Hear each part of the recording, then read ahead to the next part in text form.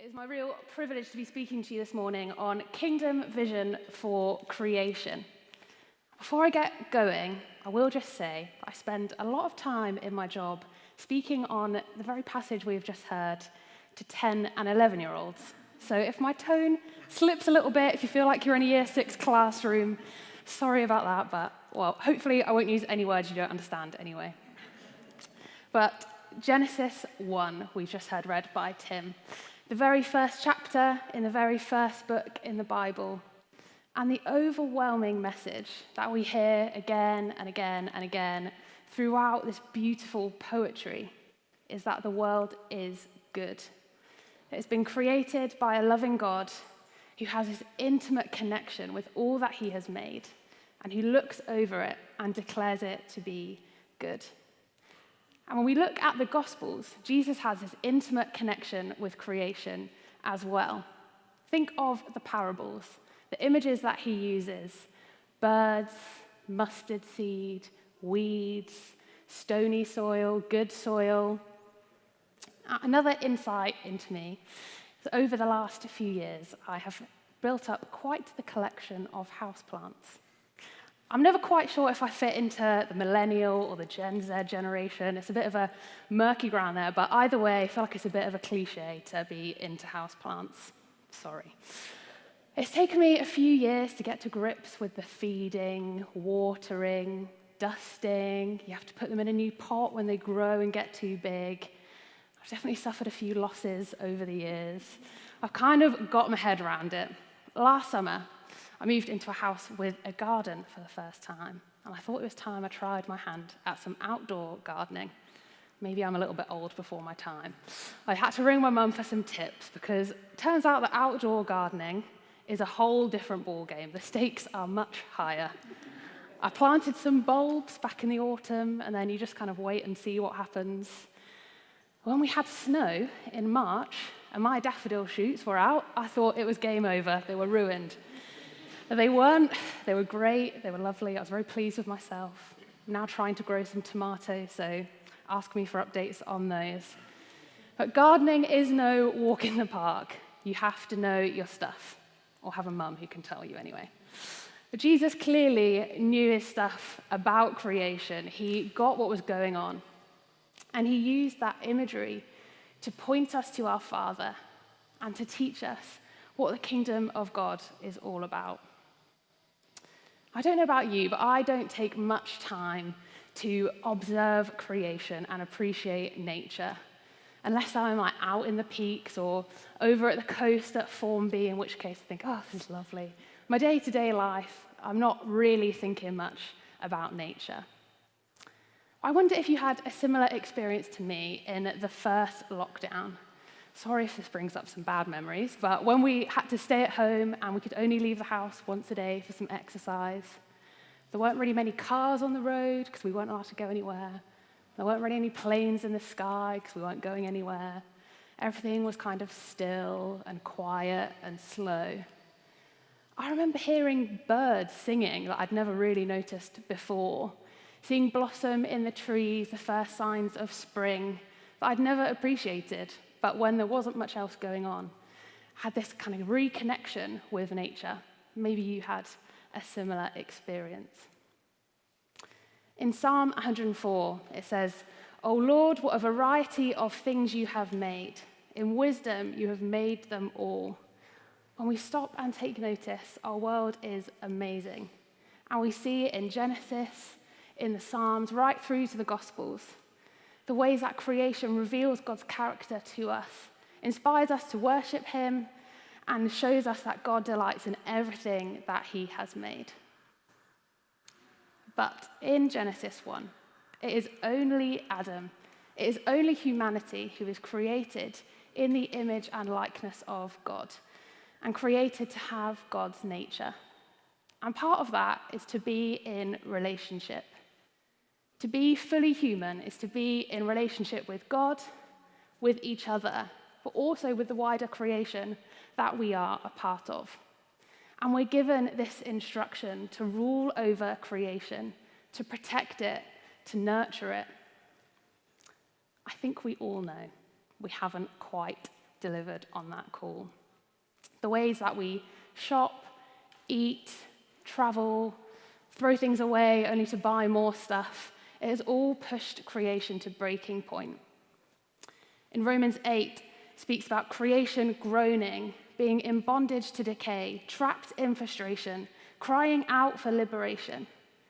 We all notice summer's getting hotter, these weird changes in the weather pattern where it seems to rain every day in May. Those are no coincidence. That is climate change. It's actually our global neighbours, many of whom already live in poverty, who are suffering firsthand the impacts of climate change. They're being pushed further into poverty because of its effects on their lives.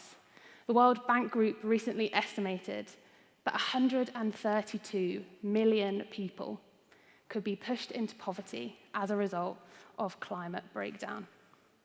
People and entire nations are going into debt because of the effects of climate change on their livelihoods.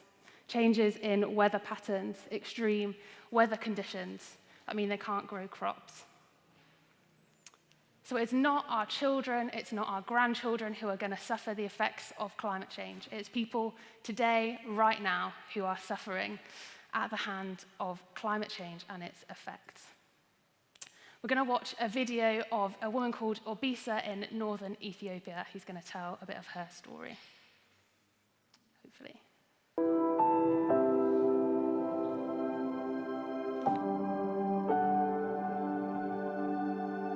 Life is very challenging here. It hasn't rained for 6 months, and I don't know when it will rain next. For many people around the world, the impact of climate change is devastating. In the north of Ethiopia, they used to expect rain up to 4 months a year, but now it rarely comes. People don't have enough water to survive. We have no food and are dependent on our livestock for our livelihood. Whenever there is no rainfall, our animals die as there is no grass or water. When it rains, I only need to walk 5 minutes to collect water, but these water sources are now dry.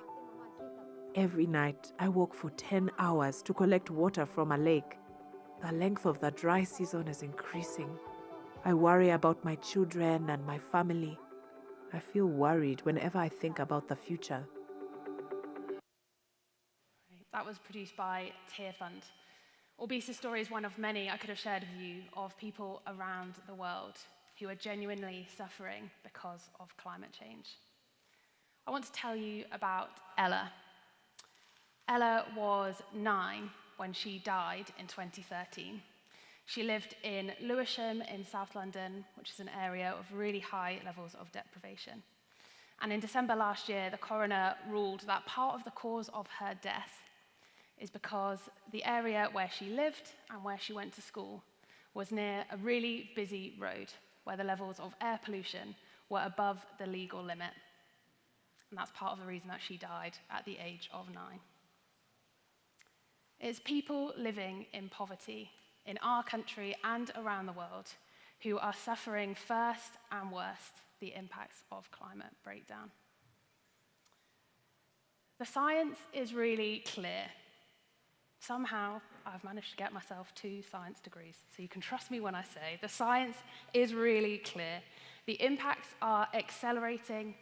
We are running out of time. We need to act fast, and our governments need to be ambitious in the steps that they take and the goals that they set. We find ourselves at a bit of a unique window of opportunity this year. As our government looks to rebuild after the pandemic, the decisions that they take will shape our economy, will shape our society. They will also shape our climate. And some of the most important decade-defining talks that have climate change on the agenda are happening on our doorstep this year. In a few weeks, the G7, some of the wealthiest nations in the world, are gathering to talk in Cornwall. And in November, the UN Climate Summit, COP26, is happening up in Glasgow. This is our opportunity to speak out against climate injustice and to call for change from our Prime Minister and other leaders. Ask them to take steps and set goals that will actually have an impact. It is time for change. The two greatest commandments that we are given in the Bible are to love God with all our heart, mind, soul, and strength, and to love our neighbours as we love ourselves. Engaging with and tackling the climate crisis is key to both of those. It can all seem a little bit doom and gloom, I know. But we have hope. In Colossians 1, it says this: "For God was pleased to have all his fullness dwell in him, and through him to reconcile to himself all things, whether things on earth or things in heaven, by making peace through his blood shed on the cross." To reconcile to himself all things, whether on earth or in heaven. Our world is broken, our climate is broken, but God is at work reconciling and restoring. And we have hope in Jesus, who promises to restore shalom, to restore wholeness and harmony.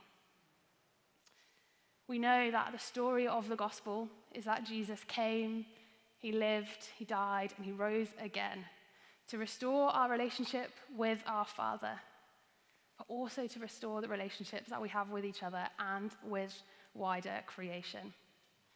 Romans 8 goes on to say that we have hope that creation itself will be liberated from its bondage to decay and brought into the freedom and glory of the children of God.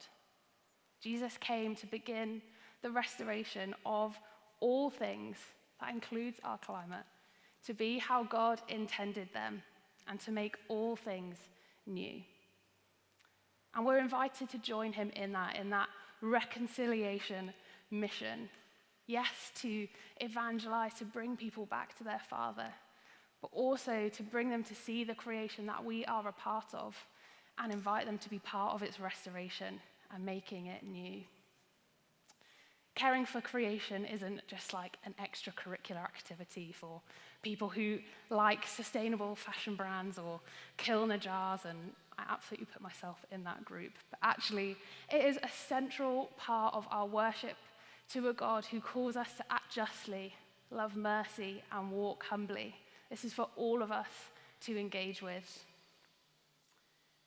And engaging with creation care is really important if we want to see young people, and we know we've got some amazing young people in this church, if we want to see them sticking around.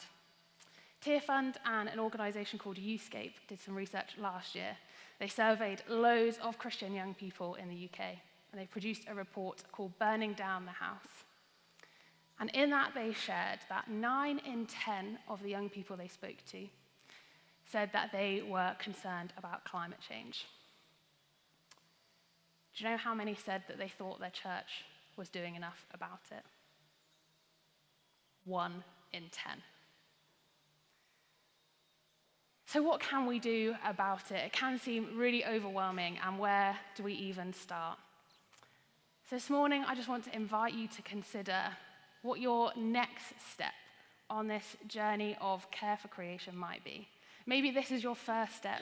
Maybe you're a little bit down the line, and today is an opportunity for you to re-engage and think about what else you could do. This is never to feel like a duty or a burden. I'm not saying you need to go home and throw out all the plastic that you own, not at all. But I just want you to think about a few simple steps that you might be able to take. A really easy place to start is committing to pray. I don't think praying for our climate is something we naturally think to do all that often. Tearfund, as part of their Reboot campaign, have like a text service that you can sign up to. And hopefully a number is going to come up on the screen. There it is. Is it there? Yes. You can text, pray to that number just behind me. Feel free to grab your phone now and do that. I know if I was you, I would get home and forget. And they basically send you a text once every couple of weeks with a few key points to be praying about, specifically around the climate crisis. It's a really helpful reminder to be praying for specific situations. But generally, we can commit to praying for our climate itself, for people being impacted by the effects of climate change, and for our world leaders who we need to take action. Maybe you can consider a lifestyle response.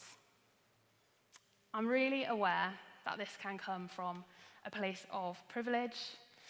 Some of the lifestyle decisions that are most environmentally friendly are more costly. That is absolutely true. It is not cheap to buy food without packaging, for example. And so maybe you can think of one or two small steps that are realistic for you and your circumstances. I'd be really happy to chat to you afterwards if you want a few pointers. A few places to start might just be being a bit stricter with your recycling, making sure you're doing that properly. Maybe it's taking public transport a bit more often or trying to share lifts to church now that we can do that a bit more. Maybe it's bringing your reusable cup to get coffee after church, because we can take those, which is great. You can think of, one or two just really small steps that do genuinely have an impact, even if it sometimes doesn't feel like it. And we want to take action as a church. Our diocese has declared a climate emergency, which is amazing, and we want to join in with them as a community to see what others have done. And there's some amazing examples from around Manchester of churches that are taking this really seriously. And we want to set the lead for others to follow in our footsteps as well. I wonder if you would consider joining me in that. I don't know everything by a really long way. Definitely need some help with this. We'd love to set up a team of people who are really engaged with this and passionate.